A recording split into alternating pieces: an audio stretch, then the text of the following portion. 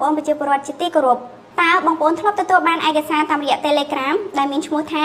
តារាងប្រាក់ខែឬបញ្ជីឈ្មោះអ្នកទទួលរង្វាន់ដែរឬទេមុននឹងចុចបើកសូមបងប្អូនប្រជាពលរដ្ឋមើលវីដេអូនេះឲ្យបានចប់សិនព្រោះវាអាចជួយការពារប្រាក់និងទិន្នន័យសំខាន់ៗរបស់បងប្អូនទាំងអស់គ្នាជាដំបូងយើងត្រូវស្គាល់ពាក្យមួយសិនគឺពាក្យ extension ឬហៅថាកន្ទុយឯកសារនីមួយៗនៅក្នុងទូរស័ព្ទឬកុំព្យូទ័រសុទ្ធតែមានឈ្មោះពីរផ្នែកផ្នែកទី1គឺឈ្មោះដែលអ្នកផ្ញើឯកសារអាចដាក់អ្វីក៏បានផ្នែកទី2គឺកន្ទុយដែលនៅខាងក្រោយសញ្ញាចុចកន្ទុយនេះហើយដែលប្រាប់ថាឯកសារនោះជាប្រភេទអ្វីពិតប្រាកដឧទាហរណ៍របាយការណ៍មានចុច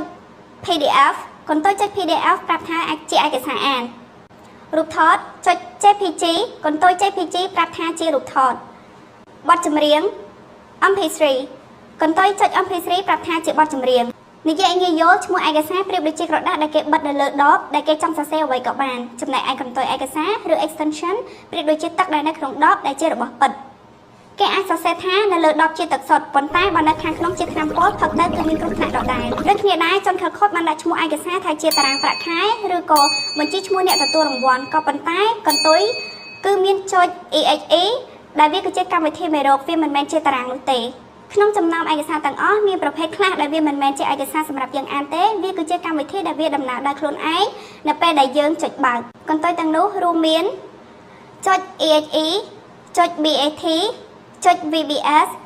ចុច SP1 ចុច SH ចុច SML និងចុច SCR បងប្អូនមិនចាំបាច់ចាំទាំងអស់នោះទេគ្រាន់តែបងប្អូនចាំថា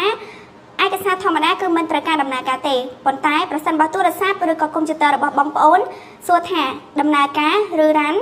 ឬដំឡើងឬក៏ install នោះបញ្ជាក់ថាជាសញ្ញាព្រមានឥឡូវបងប្អូនយល់ហើយសូមមើលឧទាហរណ៍នេះទាំងអស់គ្នាជនខិលខូចផ្ញើឯកសារដែលមានឈ្មោះថាតារាងប្រាក់ខែឃើញឈ្មោះដូចឯកសារការងារធម្មតាមែនទេប៉ុន្តែសូមមើលកន្ទុយចុច EXE នេះមិនមែនជាតារាងឯកសារធម្មតាទេវាគឺជាកម្មវិធីមេរោគនៅពេលដែលយើងចុចបើកវានឹងដំឡើងកម្មវិធីមេរោគចូលនៅក្នុងឧបករណ៍របស់យើងភ្លាមមេរោគនោះអាចលួចពាក្យសម្ងាត់គណនី Telegram គណនីធនាគារឬយកទៅបោកបញ្ឆោតមិត្តភ័ក្តិរបស់យើងជាបន្តបន្ទាប់ទៀតឬក៏ចាក់សោឯកសារទាំងអស់នោះដើម្បីទារប្រាក់លួសដើម្បីការពារខ្លួនសូមអនុវត្តគោលការណ៍4ចំណុចសំខាន់នេះ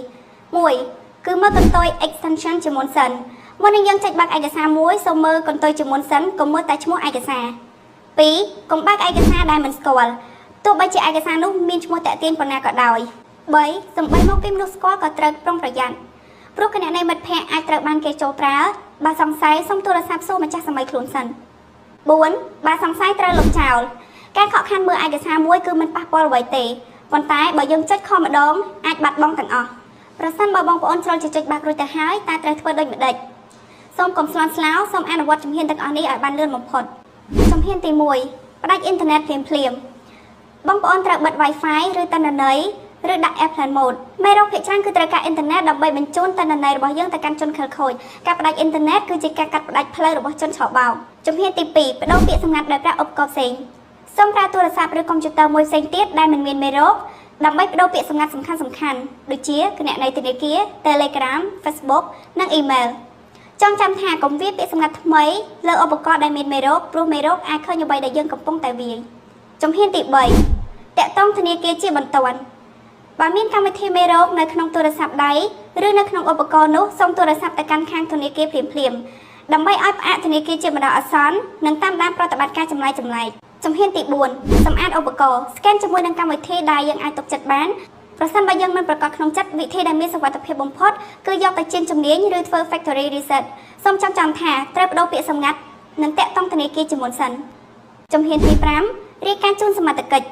ទោះបីជាបាត់លុយឬមិនទាន់បាត់លុយក៏ដោយសូមបងប្អូនរាយការណ៍ទៅកាន់សមត្ថកិច្ចព័ត៌មានរបស់បងប្អូនអាចជួយការពារជនរងគ្រោះបន្តបន្ទាប់ទៀតបងប្អូនជាទីគោរពបច្ចេកវិទ្យាផ្ដល់ផលងាយស្រួលដល់ជីវិតយើងប្រចាំថ្ងៃច្រើនណាស់ក៏ប៉ុន្តែជនខិលខូចក៏កំពុងប្រើប្រាស់បច្ចេកវិទ្យានៅក្នុងការបោកបញ្ឆោតផងដែរចំណេះដឹងដ៏តូចមួយនេះគឺគ្រាន់តែមើលកន្ទុយឯកសារអាចជួយបងប្អូននៅក្នុងការខាត់បងធំធេងផងដែរសូមចែករំលែកវីដេអូនេះទៅកាន់គ្រួសារមិត្តភ័ក្តិចាស់ជាពិសេសអ្នកដែលទើបតែប្រើទូរស័ព្ទថ្មីប្រសិនបើមានករណីសង្ស័យឬធ្លាក់ខ្លួនជាជនរងគ្រោះសូមរាយការណ៍ទៅកាន់នគរបាលដែលមានសមត្ថកិច្ចជាបន្ទាន់សូមគោរពអរគុណនិងអរគុណ